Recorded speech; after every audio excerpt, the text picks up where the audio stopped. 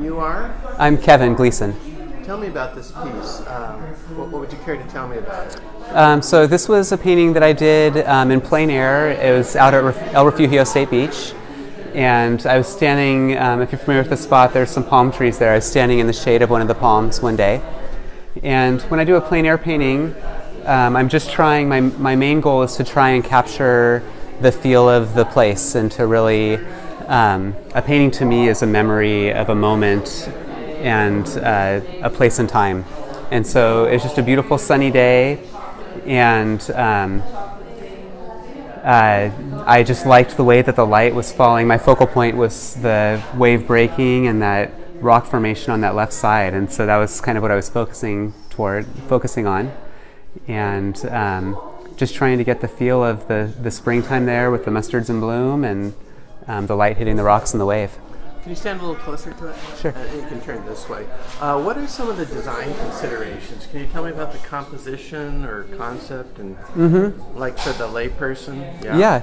So for me, I wanted this is kind of my focal area. It's the area that you sort of find your eye drawn to. That's the area I was most interested in. So because of that, it's the areas of highest contrast. I have some of the darkest darks in the entire painting are here, and the brightest lights are the light hitting the top of the wave. And I have some saturated warm colors in these rocks here, so it's sort of, your eye can't help but look there.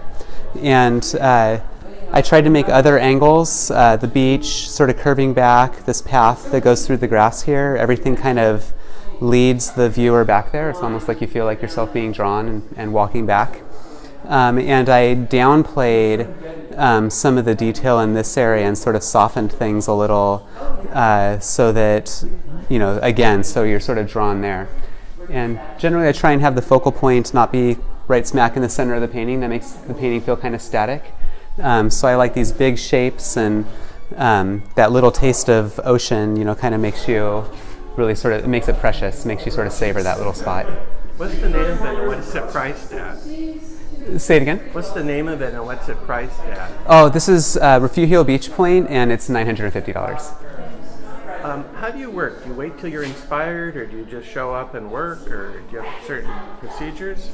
I have always just exploring the world. I'm always kind of looking for just moments of beauty, like places that I think are beautiful. And I'm fascinated with light, and so I like to think about what time of day, there's such different light, early in the morning or at dusk or midday or on foggy days or, when there's clouds or no clouds. And so each site I like to I've interpreted Refugio Point from different angles and many different times of day, and it's always just going out there and walking around a little bit and waiting until I just can't resist but set up the easel and start painting. Tell me about the light here. Where is it coming from and what's it doing? The light here's pretty high in the sky, and it's sort of midday, which is not always the most dramatic time for light. But on this one, because these rocks, just the direction on the compass that they're pointing, I still I like contrast, and so they still had this shadow sort of area and these strong lights on this rim lighting on the edge that I was really drawn to, and I liked how the mustard flowers overlapped this distant shadow here, so they gave me an opportunity to use bright yellows next to muted darker purples, and sort of get some nice contrast there. What are your art influences? Definitely the Impressionists have always been an influence. I've loved Vincent van Gogh and always enjoyed his work. Most recently, I'm really influenced by the Hudson River School artists, particularly Frederick Edwin Church. I love the detail in his paintings, so it's something that in my most recent work, I'm starting to do paintings that have even smaller brushstrokes than this, so smaller shapes and details, but still kind of keeping the same kind of impressionistic style that I have. What are your influences other than art? I love music. Like what music? I particularly love like independent bluegrass music. I like music that is instrumental and acoustic and has some complexity to it, and I like songs that are have interesting things to think about in the lyrics as well. So yeah, I love to listen to music when I work, and I'm inspired by gardening and sustainable design and working with plants and things like that as well. And I also like native skills, animal tracking. I have a lot of interests. Do you make a living from your art? I'm from painting, and also I'm an art teacher. So I teach art at the high school in Gleason. Excellent job. Is there anything you're critical of in this piece or your work in general that you have a hard time with? Not really. Art is just something it's what I tell my students is it's a lifelong thing. It's what makes being an artist such a great occupation is you can do it your entire life and always be getting better. And so it's just nice having something that you never feel like I'm done, and I've done that. Every painting I make, it's the most recent one's always my favorite, and I'm excited to make the next one and make it something even better. So. When you paint, are you painting for a particular audience, or are there commercial considerations? Oh, that's a good question. Because I'm also have the income as an art teacher, I don't have to worry about that as much as if I was, solely subsisting on my art. But it does. I do enjoy selling things. I show in galleries and put my work out there, and it helps me, just sort of keep moving along. At some point, I'm going to retire from teaching and be painting full time. So, that is always a consideration. I want to make things that appeal to other people. But when it comes down to it, what I think happens is if I make something that I truly love and I'm really inspired by, other people seem to react to it. So as an artist, the best thing you can do is just make what is really moving you the most.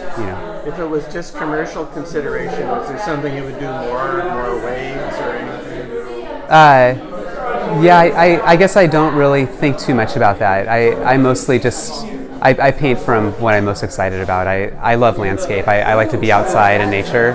And for me, painting, it's my Zen moment. I go outside and stand in front of a scene, and just it's 3 hours of very intense focus, just really studying and just absorbing, what I'm seeing and trying to record it.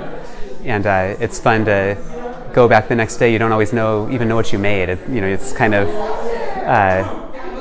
you don't know what the painting looks like until you get it away and look at it the following day. And sometimes you're just like, not bad. Kind of happy with how that one came out, and How long does it take to make a painting like this, and is it all in one setting? So this one, it's all in one sitting. So I was out there about 3 hours that day, including a half-hour little swim break in the to kind of rest my mind and eyes and kind of take a break from it. But then when I get them home, they always there's always something that's bugging me about it that I have to go and alter and change to kind of fix it up. So it's really good to have that that time away from the painting to really or time with the painting away from the scene to ask yourself if it's really communicating what the scene feels like. Sometimes changing things makes it feel more like the place than staying. I don't know. I've lost my train of thought, but Is this your daughter? This is my daughter, Quinn. She's an excellent artist as well. Apart from your art, what else is going on in your life? I have two daughters. I have it's summer right now, but they're going to be sixth grader and eighth grader next year. So that's the most fun in my life. Is going out with them and experiencing the world. They like to be out in nature and go hiking and do things like that with me. So we're doing that, and I have my lovely wife Lauren, and so we go hiking and camping and do things like that a lot together. And other than that, not a lot.